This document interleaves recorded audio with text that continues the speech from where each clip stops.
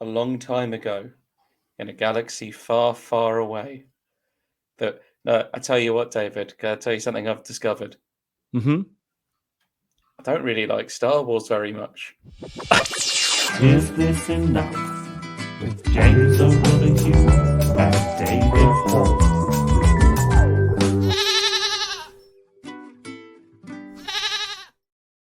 Fear. Fear attracts the fearful, the strong, the weak, the innocent, the corrupt. Fear. Fear is my ally. And welcome to Is This Enough? The excellent and brilliant game show podcast that is both excellent and brilliant. My name is James O'Donoghue, and with me, as always, is David the Whore. We've come up with 3 rounds each, and neither of us knows what the other one has prepared, apart from the one round that we prepare in tandem. This week is a little bit different because we've decided to theme this week around one of, if not the best Star Wars films to ever be been released in the year 1999. This week is all about The Phantom Menace. There is all to play for because there is, of course, a prize for the winner and a forfeit for the loser. Last week, David won and received a Beano annual. Yeah! I love the Dave- Bash Street Kids. I was always a big Bash Street Kids fan. I think that's why I eventually really liked Slipknot. It's basically the same vibe.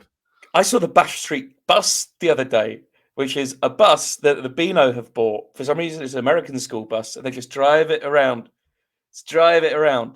I've seen The that Beano bus. refuses to die. It keeps on dying, and then it just comes back stronger. Baffling longevity. I've seen that bus. I've seen a bus promoting, I think, Casualty. Dude, that was just an ambulance. Well, the branding is great. And then I've also seen the Madness bus that Madness drive around on, and I saw that on a dual carriageway, and I thought, is that roadworthy? So you won a Beano annual. I lost and was given a dandy anal suppository. The prizes for this week are very exciting because they're going to be introduced by a very special guest. So this is a Star Wars themed episode. So you're probably thinking maybe there's going to be a Star Wars themed presenter. Well, go fuck yourself because it's Robert Warple again.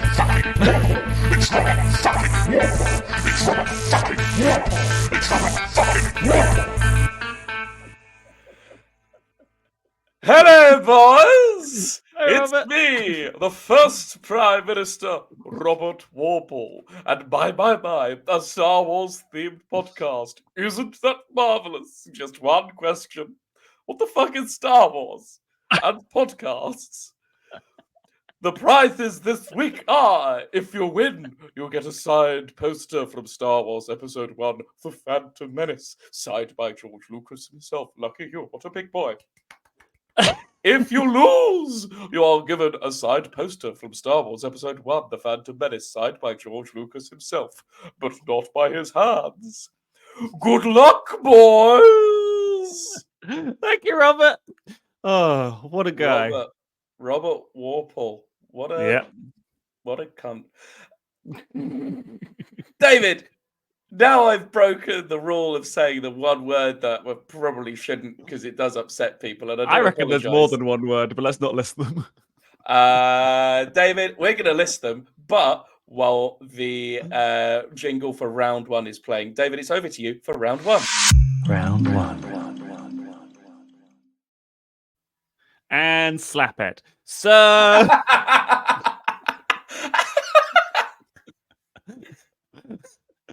James, round 1 is very excitedly called General Tatooine. Oh, you could have gone for General Grievous. Because it's time to abandon ship. I would, but it wouldn't have made sense for the round. James, is this real merchandise sold to promote Star Wars Episode 1, The Phantom Menace? Fuck yeah! Oh, I am all in. Yes, mate. Yes, mate. Get me deep throat in that weird Jar Jar Binks thing. Yes, absolutely. Wow. 100%. I'm ready. James is ready. James, the main thing that you should do to get people to watch your film is force children to buy shit they really don't need at prices that are massive, made of stuff that will not decompose and will eventually destroy the planet. But are these real products that are sold to promote Star Wars Episode 1, The Phantom Menace, or are they something I made up, much like how Star Wars is made up? What? What? Oh, sorry, no, it happened in a long time ago in a galaxy far, far away. How long And ago? Because like how long? Like at least a week. but it's like, is this like before human civilization, or is this like the Tudors? Because Oh, that that'd be kind of like gives it a concurrent sort of thing. is that gives it a different feel. If like I know that in space it's like, Luke, I'm your father, and like in England, Henry's like, I need to fuck another wife. Yeah. I think it was the Tudors, yes, and Oliver Cromwell weirdly affected both. Yes. Plots. James, I'm going to tell you a piece of merchandise, and you just have to tell me if it's real or not. This is for 1,999 points, as that was the year that Star Wars came out, and therefore was the year that it was every single shop was just littered with Star Wars merchandise. Remind me, how old were you in 1999? In 1999, I was a 5-year-old little scamp skipping along to the cinema. Sort of the earliest memories. You do remember this coming out? Yes, I remember seeing this in the cinema, and I remember my dad. I remember my dad getting increasingly quiet because he we'll was get like onto that. He was an enthusiastic film watcher, and like liked seeing me watching films and being enthusiastic. So, look at those. Those are Jesus fucking Christ. It reminds me of the time that my girlfriend and I watched Soul. Have you seen Soul, the Pixar movie? Pixar's Soul. I have Pixar's Soul, but Pixar Soul. Because I would say that the first half of that movie is some of the best stuff that Pixar has done in a very long time. And then, spoilers for Pixar Soul, it becomes a body swap movie, and I lost interest in like a second.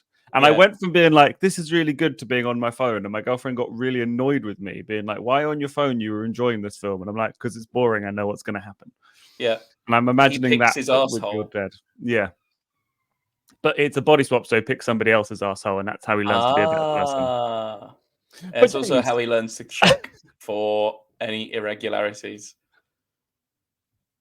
Pixar's piles. Okay, James, question number 1. Is Jar Jar Binks' lollipop, but the lollipop is the tongue, a real piece of merchandise from Star Wars The Phantom Menace? David, you goddamn know it is. I mean, you already mentioned it, and here is some proof for you if you haven't already seen it.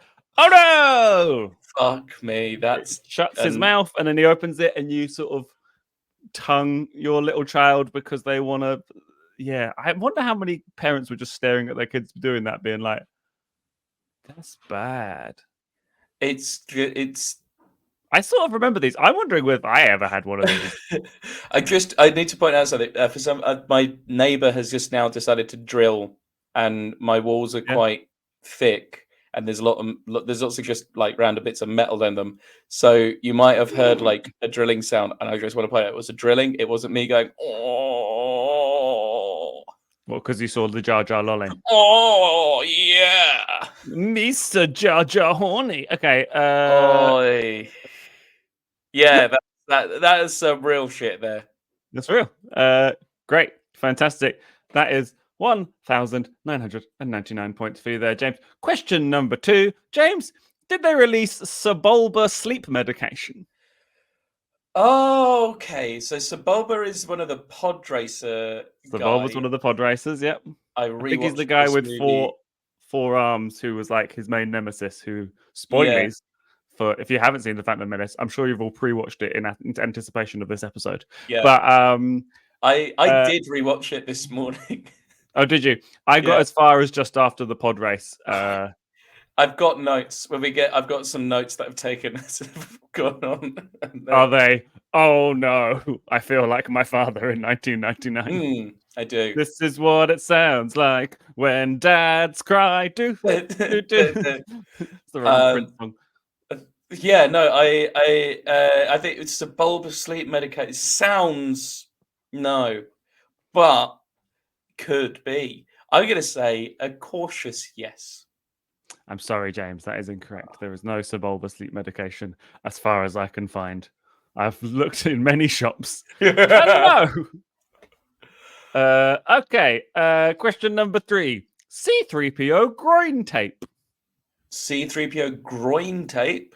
Yeah. Is in for C3PO groin tape. Groin tape is in for drag queens. For tucking. Maybe in 1999 they were very, very good, very progressive. No. Have you seen the colours of the cast doing half the voices in that film? David, I'm going to say that groin tape. C3PO going groin. I'm going to say no. I'm going to say that's not a.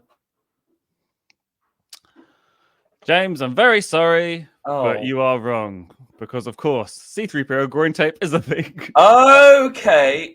So it's tape from his groin. Yeah. For the audio listener, not check out the video this week because you need to see these prizes.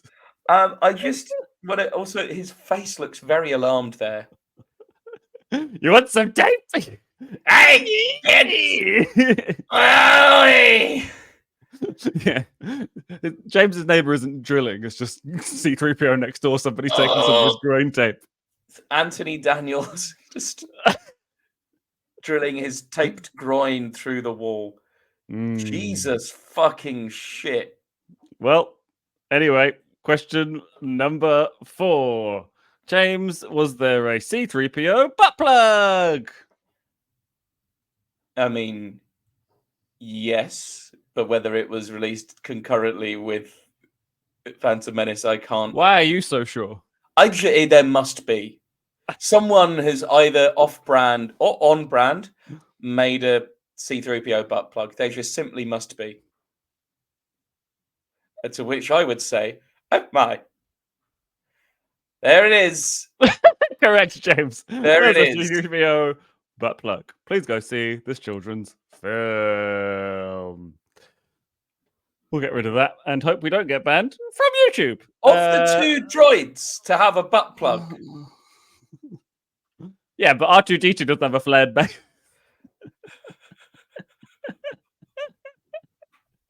Hey, I don't know much about butt plugs, but I've heard enough stories that you need a flared base. Remember, flared base and register to vote. Oh, it's too late for that one. Yeah, I don't know when this will come out. I think we might even have had a general election by the time this comes out. It might have. In which case, happy birthday, you! Yeah, happy birthday, me. And also, look, I welcome the flared-based C3PO butt plug. I wish it should go further through the canal. James, question number 5. Let's get away from this pretty quickly. Final question. Can you get like a cup that you can suck C3PO's brain out of? Yeah, the suck brain C3PO. He's still got a brain. C3PO don't have a brain. You've given me 2 answers there. Either a yes or you can't. I mean, yes, you can, but you shouldn't have a brain. That's not canon. Well, maybe it's because it got sucked out of the cup. But are you saying that's? Are you saying there is or there isn't a cup? I'm saying there is, but it makes me angry. I mean, they've all made me angry so far. You didn't like the groin tape? I mean, I loved the groin tape, but I can't say I liked the groin tape. Well, James, you are, of course, correct. You can just suck C3PO's brains out of it. That was from Taco Bell. Wow. And the R2-D2 one's crazy because it's R2-D2 and then he's got a picture of R2-D2 on his base. Yeah, so does C3PO. They're also all sliced in half. I saw they're all sliced in half. C3PO's got like blazed red eyes, like he's been in the Blazing Squad. What's the name of the slave owner guy that owned Anakin Skywalker? Yeah, Watto looks like he's taken like a bit of night nurse during the day, and it's just very like drowsy. He looks very drowsy. C3PO has just he's changed dealer recently, and the shit is hitting a bit harder than it would. If you flip that upside down, you could probably use the legs as a flared base there. There we go. But it's not the way you'd think it would go. No. Which I guess if you're using a R2D2 butt plug, your life isn't the way you think it would go. James, at the end of that round, you have an absolutely astonishing 5,997 points. It is over. Oh my god! Oh, you're just blowing your nose. I thought you were blowing up a balloon. It's over to you for round 2. Round 2. David, round 2 is called opening crawling in my skin.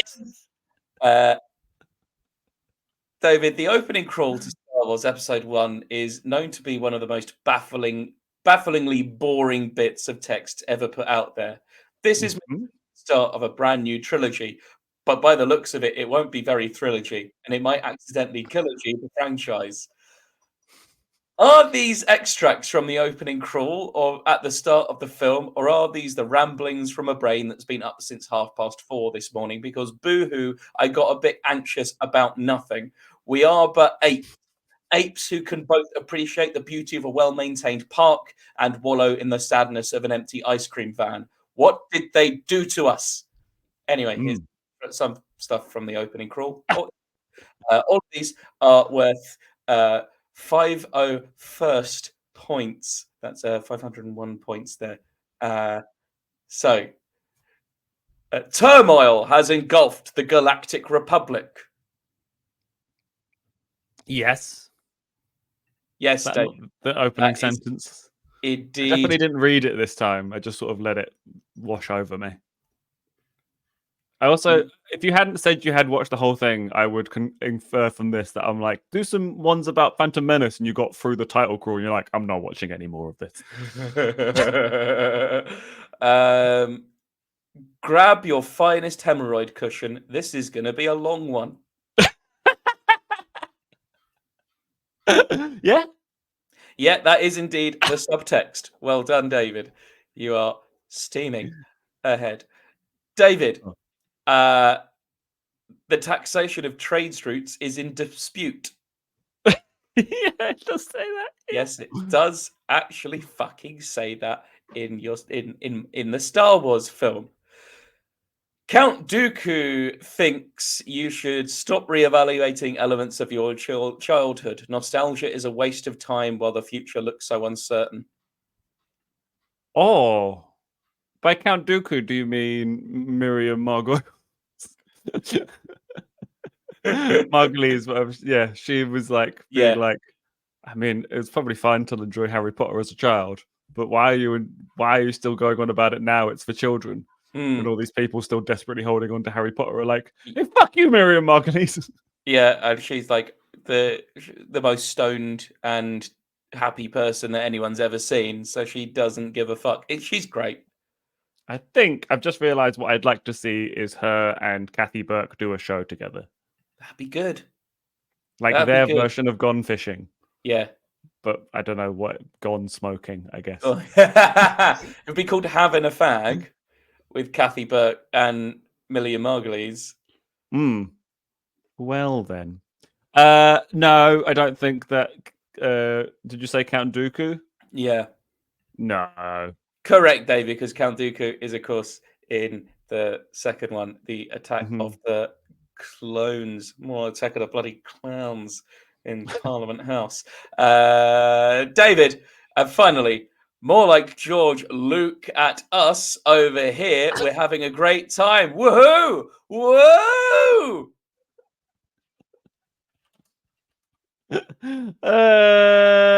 No, I think it was bad. No. No, David, sorry. That was indeed in the opening crawl. That was put there by two of George Lucas's rambunctious nephews.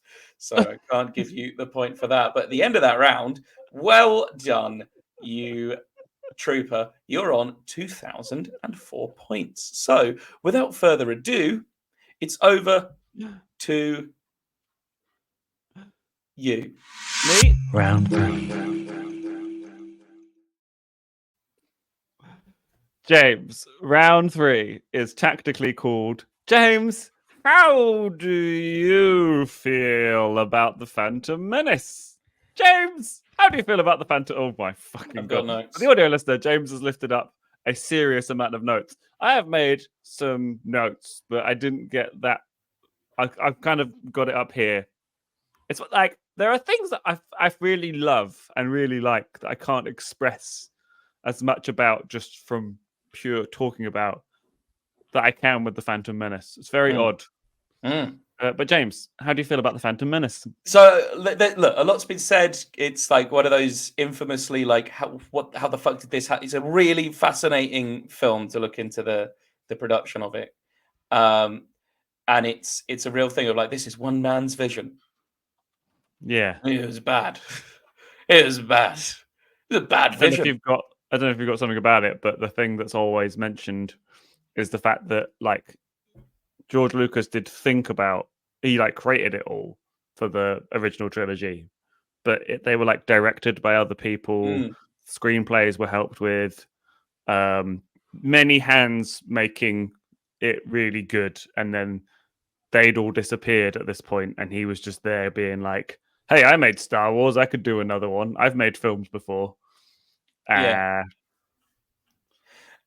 So I'm just going to go through a few of these points. So, like, some of this has been said, and it's been pondered on a few. But the thing, the accents, they instantly hit you with like these accents. No one is doing their own accent in this film. No one's doing their own voice. Everyone's like Natalie Portman is doing like. I was gonna say Natalie Portman's the one that gets me. Natalie Portman's accent. She's meant to be going for British. She sounds like my Israeli cousins. Does she doesn't keep that accent up in the other ones, does she? No, that's her like Queen voice when she's acting as Queen, but then every time she's not, she's sort of like has a slightly more normal voice. There is a lot of British character actors. Good to see the roster of the National Theatre from 1999 just on the set. Good to see. Is that who that was? Is it the National Theatre lot? I think there are quite a few of them have done like National Theatre or Globe productions. Rick from Holby. It's good to see Rick from Holby there. Yeah. And then it's why are the droids shit? They were like, we're gonna have an army of robots. Fuck yeah, army of robots. That's awesome. They're all like one of their first lines is "uh-oh." It's like I don't need because they wanted the Jedi to tear people apart and be shown, because the whole thing is like they used to be Jedi a long time ago and they were really good at fighting, so we need to show them fighting, but this is a kids movie, so we can't show any actual violence, so we'll have them fight robots, but as a result they're so flimsy, and I think it's supposed to be funny, but it removes all jeopardy. They're really flimsy. They get confused at one point, and then it's just a very like we're going to keep doing this one thing, and the one thing they like doing is let's introduce another comic relief character, and it's 12 minutes in where we get Jar Jar. We get 12 Jar Jar-less minutes, and there he is. It looked like a full 40 minutes before they introduce Anakin. Yeah. There is loads more Jar Jar than I remember. There is like, this is his film. Yeah, I wrote this down. What I will say about Jar Jar is that he's so like wedged in. Like he obviously takes them to the Gungan planet. The first thing, like he rescues him, and then Qui-Gon Jinn walks off, and you're like, oh, you could have just left him on the floor there, but instead he goes with, and then Jar Jar nearly gets arrested, and you're like, oh, there are several points where they could have lost Jar Jar, and they don't. But once he's helped them out do those two bits, they're already doing the story. He's not adding to the story at all past getting into the Gungan city, and then they just kind of go, oh, by the way, here's a funny bit. Yeah, and the And funny bits then are all. you could take him out, but it would still be awful. It was, oh yeah, the problem with the film isn't Jar Jar. He's a good example of the problems of the film. Like there's he's kind of labyrinth style, like Henson Company style kind of comedy character that works in like a purely for if it was like a purely fantasy thing. Mm. Like, we have to go through this maze. But sire, I have a small puppet that is a coward, and I have maybe Yeah. a fun Cockney accent. Go blimey. But instead, he's what is this film? Is it a political intrigue movie? Yeah. There's commissions. They're talking about setting up trade commissions. Mm-hmm. Brian Blessed, that's just one of my notes. 2 instances of outrunning a big fish and then it gets eaten by a smaller fish within the space of 10 minutes. Mm-hmm. And how the fuck does AI work in this universe? So they've got an artificial intelligence, but the robots have got their own theology. Mm-hmm. They talk about the maker. The maker is probably just some guy called Steve, because some of them are allowed just normal names. I'm sort of imagining it in the same way that Data was made by a guy who looks exactly like Data in Star Trek. God, pod racing goes on. I think it's the pod racing where I begin to realize how much of a fucking chore this movie is. I suggested a different film, can I just say? And then James went, "What about this one?" Yeah. And I was like, "Okay." And then I'm really glad you're seeing. I'm just throwing you under the pod. And I also kind of feel like the difference with if they made this film now, because it's a film where there are cameos, and the cameos are like other characters where like, oh, they're just there and they don't really do anything. And it's quite modern for its with that thing. Because like Marvel does that a lot. Marvel's just like, oh yeah, here's Doctor Strange for no real reason. This, I think, if this was made now, there'd be a lot more reverence. There'd be like pauses for people to applaud for when the first time you see C3PO or something.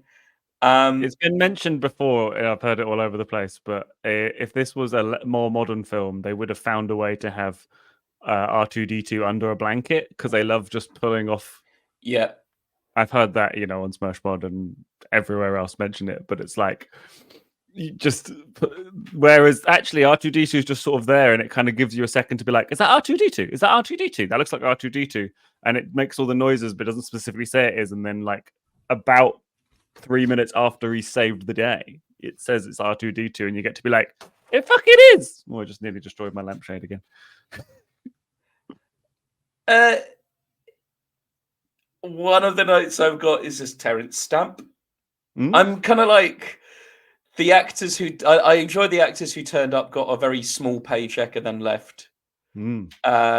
Ian McDermott, put your feet up and get the dildo out. You've done well. And then, to be fair, spinning is a good trick. Mm-hmm. One of my notes I've got is I fucking pong, because I realized halfway through that I stank. And then conceived by the Force. He's conceived by the Force. Oh yeah, is this an Immaculate Conception? Yeah, there's the Immaculate Conception where you can now do Force come, which is an ability that you can. It's an ability you can unlock in Jedi Survivor on the Xbox Series One. Just a film full of insufferable fucking nerds. Mm-hmm. But tell me more about you seeing it when you were younger. When I was a young boy, my father took me to the city to see a car crash. And then we saw Star Wars. He's a terrible father, Michael, if you're listening. Good day. I think this was important for me to have seen it when I saw it, because I think it was like, it's such a display of lights, and there's some bits of it that are like cinematically all right. The camera angles on the whole suck. Mm-hmm. Just, oh, great. Oh, what can I see? Nothing. There's like a shot, and it's like a lightsaber battle. It's the first lightsaber battle we've had at this point in like 20 years. And it's just in the distance. Mm-hmm. It's very far away. And then yeah, I just there and then, I think when I saw it, I was like, it's good. It's lights, it's jangling keys, Mm-hmm. and it's an ideal movie for 5-year-olds. Sadly, it's a very unideal movie for people our age who may have 5-year-olds. So it's ideal for if you want to take your child to the cinema, but you also don't mind if they get kidnapped. Yeah. It's just bad. It's bad. I was hoping it would be more entertainingly bad, but it's just bad. It's just bad. It makes me feel horrid. Well, James, because you feel so sad, I'm going to give you 10,000 points. I like how you yawned there because you woke up to watch The Phantom Menace and you're like, oh, I'm really tired having watched The Phantom Menace. So that's 10,000 points there, which puts you on 15,997 points. It's over to you for round 4. Round 4. Well, David, round 4 is called How Are You Feeling About Seeing the Phantom Menace? David, what's your relationship with this film? This was the first Star Wars film I ever saw. Because I hadn't seen the other ones, because it was actually really hard to like see Star Wars in the 90s unless you had bought them on VHS already. And I think in 1999 I was 10, so I didn't have any money. And I think my family weren't that interested in...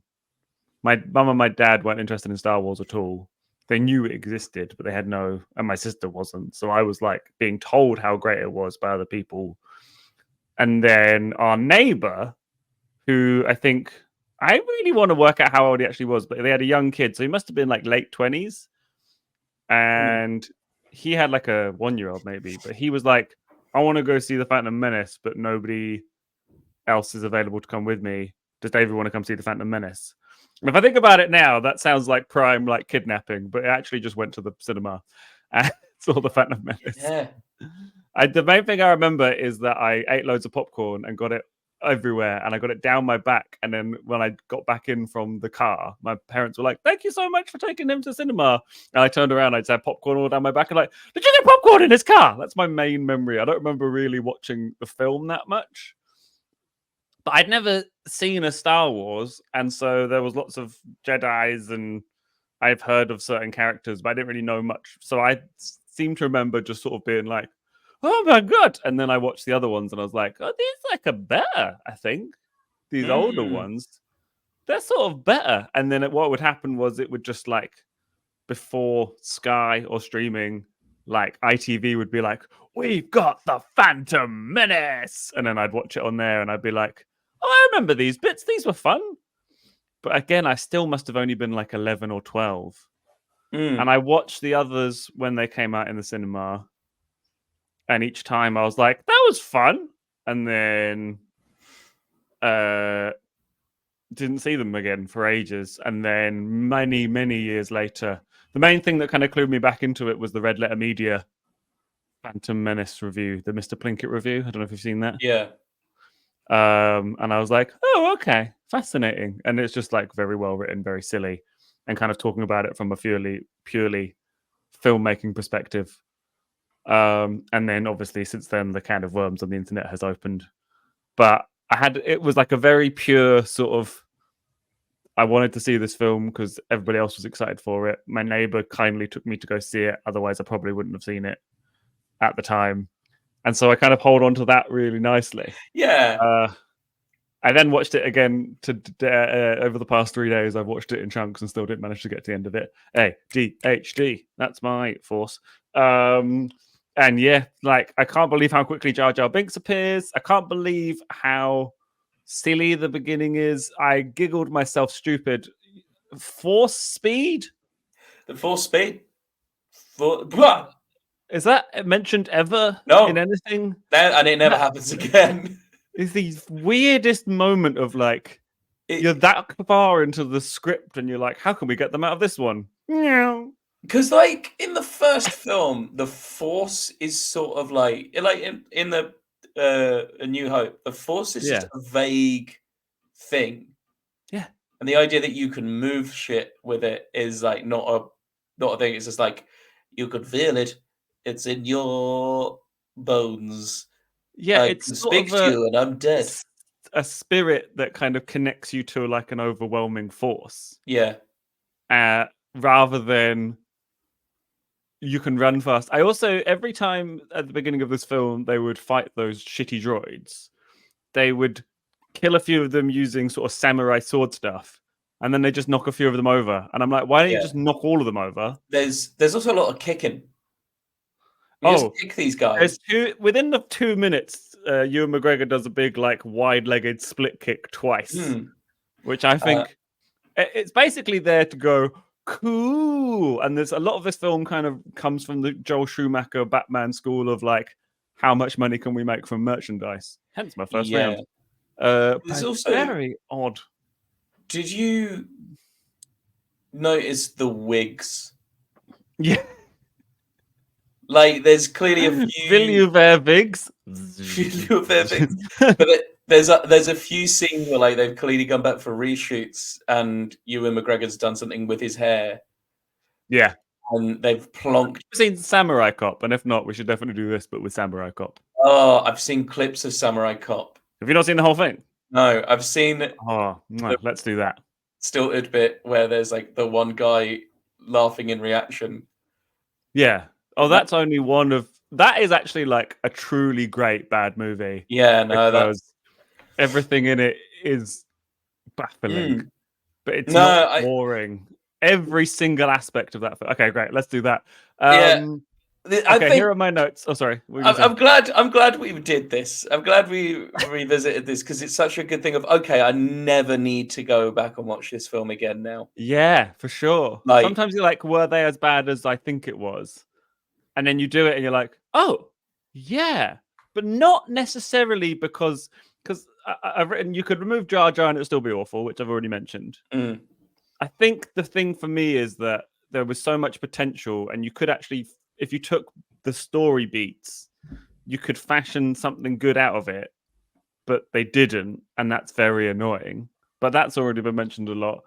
I think this is the beginning of modern era of movie making with like extended franchise, shoehorning stuff in, and just like, we're going to make a fucking shit ton of these. They're not going to be any good, but because people went to go see them, we're going to still make loads of money. And so it's like, oh, you're the reason. It's amazing how bad people thought they were, and how they just kept making a fucking load of money. And I think I think this is probably the first time, like, that I was told films can be bad. Yeah, that you don't need to enjoy a film. And it was like a few years after seeing this, but it's like, well, I went to see it, and I like going to the cinema, so I'm assuming I enjoyed the film. Yeah, it turns out I enjoy cinemas, but films are bad. That film is bad. When I first started working in Blockbuster, I thought I loved films, and it turns out I love some films. I actually generally really don't enjoy films. That, like, there are films I love, and even the other day, I was my girlfriend and I were like, "What do you want to watch?" I watched The Fifth Element, which I would have put in my top 10 films the other day. Like, before Sunday, I would have put that in my top 10 films. It's fucking awful. I remember watching it. I've watched that so many times and really loved it. And then I watched it again, having not seen it for like 10 years. And I was like, the performances are amazing, but there's so much wrong with it. And let's keep it light, but don't look up about Luc Besson. He's a terrible man. Do do do do do do. Leon is based on terribleness. Do do do. Yeah. Yeah. I think that's all I've got to say. It's fucking dumb. And the main, it's only 23 minutes shorter than Eyes Wide Shut. That's what I've written down. Oh wow.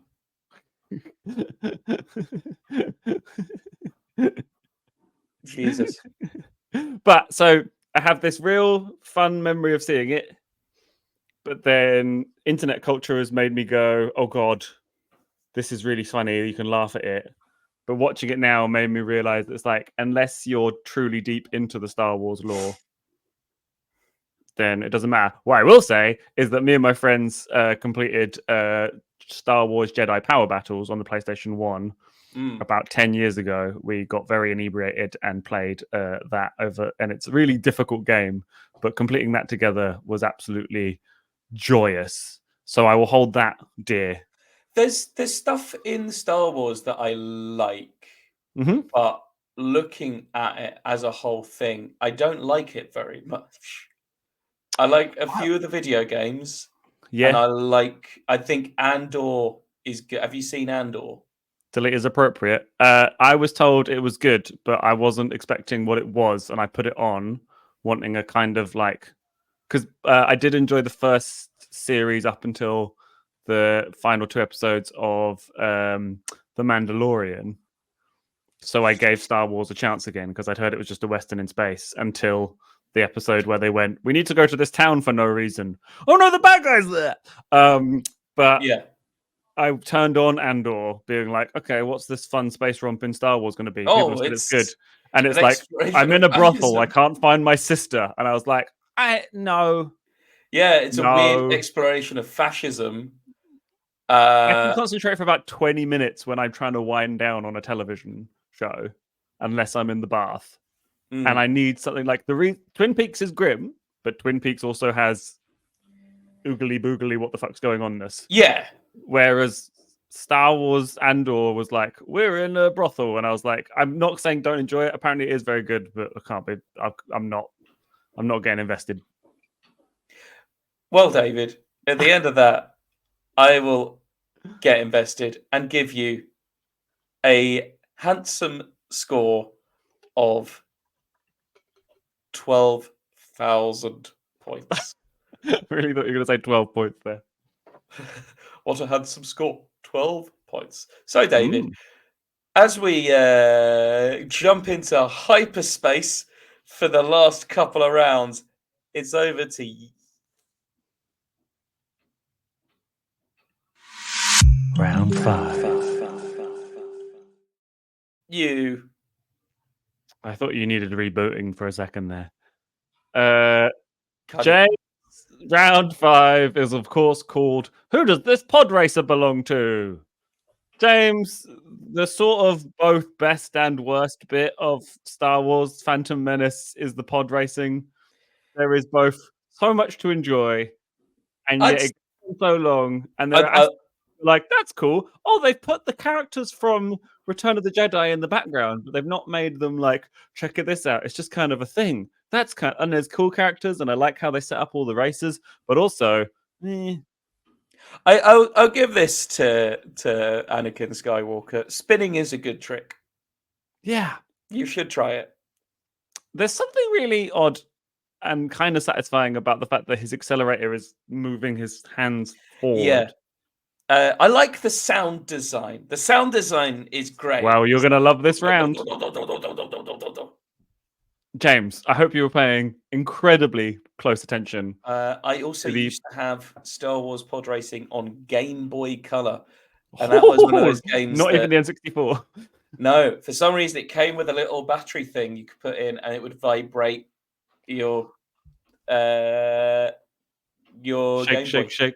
Vibrating your Game Boy is shake your GBA. That's amazing.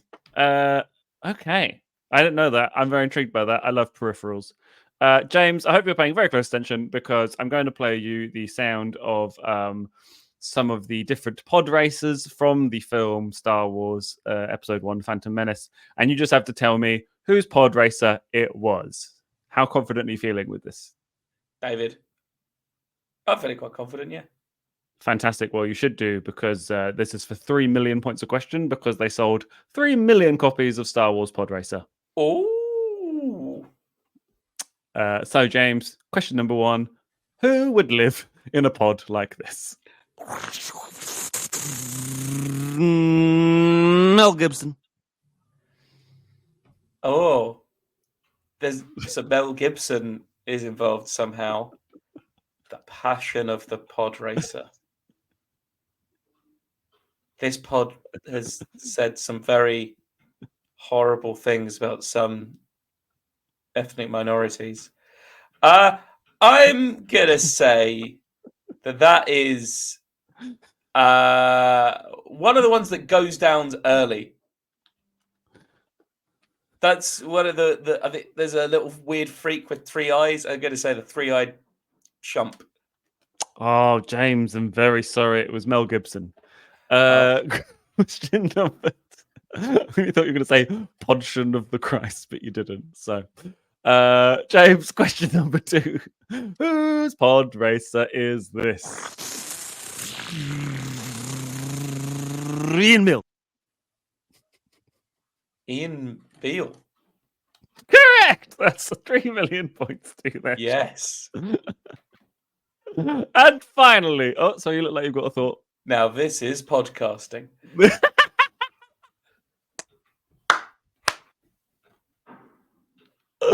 Great. I hope we're the first people to ever say that. And by you. And that's the episode title. Question number 3, your final one. Whose pod is this?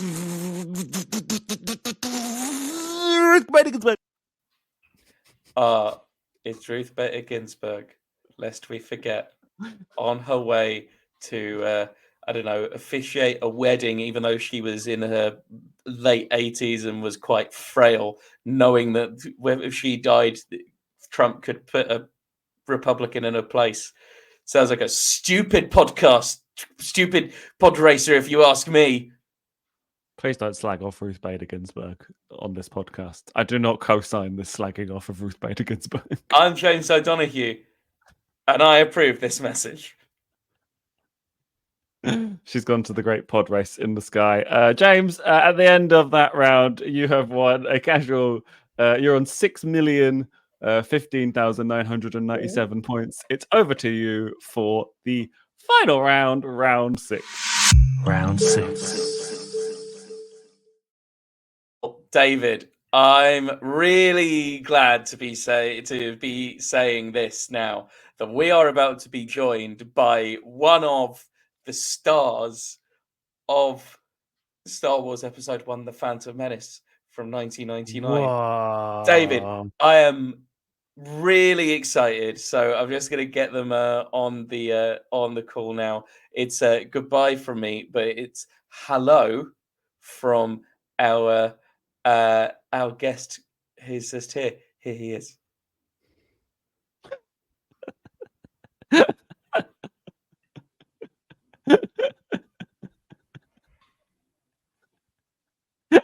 Hi there. Hello, darlings. It's me, Jar Jar Binks. Classically trained actor, screenwriter, and occasion Jungian psychologist. Are we doing well? I'm fine. How are you? I'm very good. Thank you very much, Ducks. Lots of people that come up to me and they say, why don't you do some of your funny lines from the Star Wars movie? To which I usually spurn them. Funny lines? There are no funny lines. These are the rambling missives of a simpleton. There was much frustration and consternation on set. Things felt fraught, taut, and caught between what we knew this franchise could be and what we all feared that it was. So much so that things felt almost at the point of mutiny. I've got some of the most memorable quotes I picked up. I'd like you to guess who said them. So, David, join me as we play Jar Jar Thinks back on his memories. A correct point here is worth 1,999 points because it appears we had a little bit of parallel thinking. I fine. can't get any iron brew, and it's doing my fucking tit in. Who said that? Who said that? I can't get any iron brew, and it's doing my fucking tit in.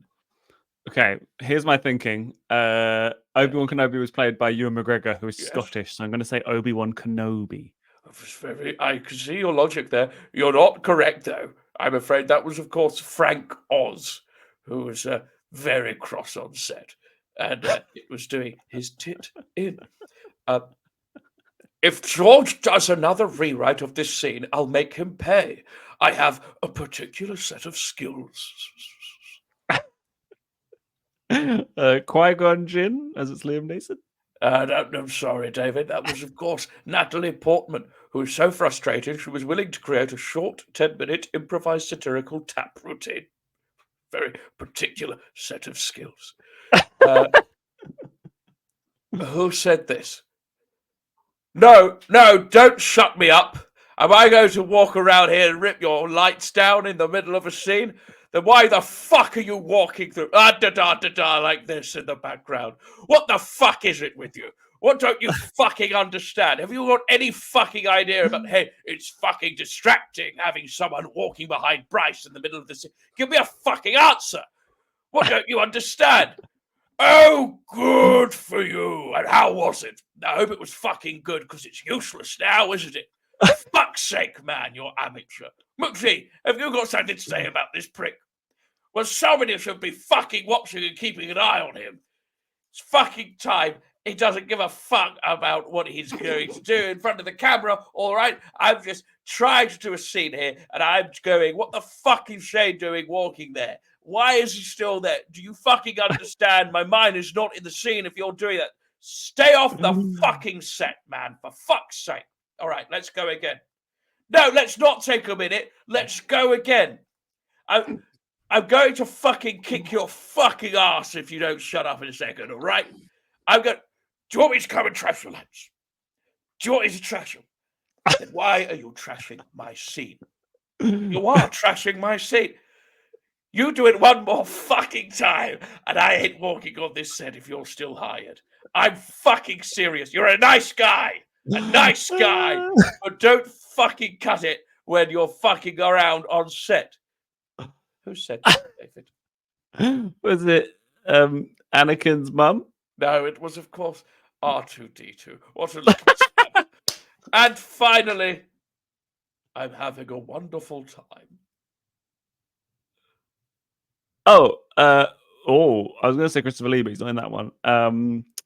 Is it Senator Palpatine? No, David, it was, of course, Terence Stamp. Just very happy to be here. Well, David, I hope this has been informative as to the absolute nightmare that was the making of that movie.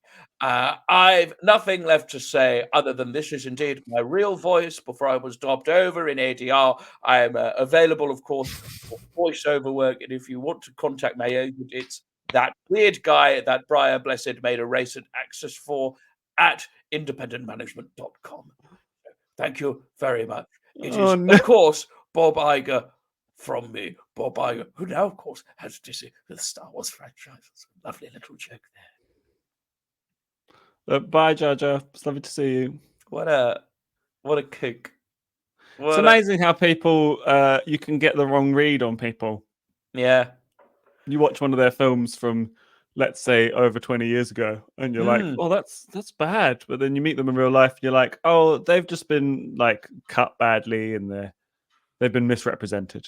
I saw him do a version of Uncle Vanya a few years ago at the Almeida. It was amazing, really captivating.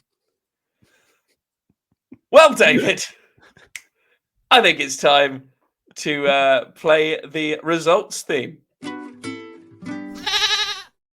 Always.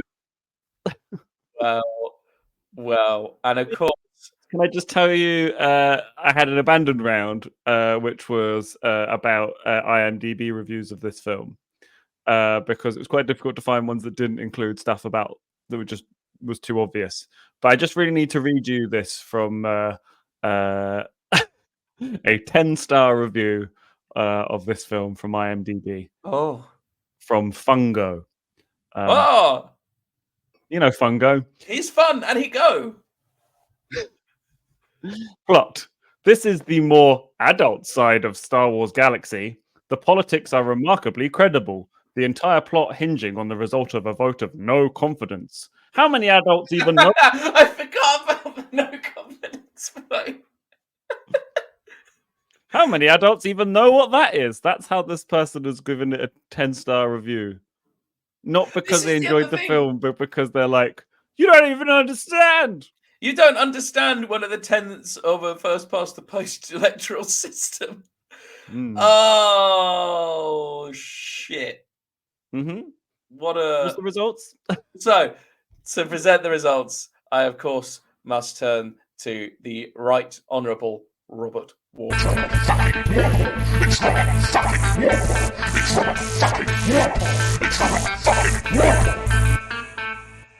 Hello, boys! At the end of the show, my, let's have a look at the results. I fear that they may be a little explosive. Yes. Looking at the results there, I can see that, David, you put in an excellent fight. Well done. You have Thank you, Robert. 16,003 points. Very good. But I can see that James has stormed to the front like a storm trooper. I've been reading up on Wikipedia. My, Wikipedia. If you had shown me Wikipedia when I was the Prime Minister, I would say, there's no internet in here. It's not been invented. What is the internet? And then I'd go, your accent is very strange. We haven't yet standardized the accent of the country. It's a very odd thing. I would then go, well, your clothes, they're positively bizarre to me. What are you doing? I'd also, hey, what do you mean you've come from the future? What do you mean? And then you'd grab me and take me into the future with you. And that's how I got here. So, David, James is in the lead with 6,015,997 points. 927, of course, not when this movie came out. It was, of course, when Tony Blair came out on the front of the steps of Downing Street. So, David, James has won. He gets a poster of the Phantom Menace signed by George Lucas's hand. Whereas I fear that you have a poster of the Phantom Menace signed by George Lucas's gland. Goodbye and fuck off. It's getting a bit tetchy. Well, it's a bit unnecessary from Robert, wasn't it? I know. Well, you know what? I'm glad he lost a vote of no confidence in the Senate. You know who didn't lost a no confidence vote in the Senate? Whoa. C-3PO's groin tape. I feel like C-3PO groin tape would be used by drag queens. I feel like it'd be one of those things of like, turns out the best tape for tucking came out as part of a promotional pack for Star Wars: The Phantom Menace in 1999. Oh, yeah. Anyway, David, if you've enjoyed this show and you've been listening, you can find us on our socials at Is This Enough Pod on Instagram, TikTok, and YouTube. You can also email us along at isthisenoughpodcasting@gmail.com. Let us know if you've got any film requests in the future for other kind of themed shows. Let us know if you enjoyed the show, and let us know if you considered this a round failure. And we will disagree. Fuck off. Maybe suggest another film. Yeah. How about that?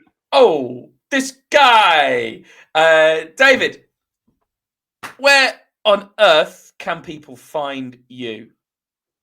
It's a city planet. I'm on Facebook, Instagram, TikTok, and YouTube at David Hoare LOL. James, where can we find you? If you want to find me, you can find me at Is That James O on Insta and at the James Begin on TikTok. And at the end of that, I would also like to ask David, I appear to have a lot of spare time in August, and I appear to be in Scotland. Can you tell me something to do with all this time?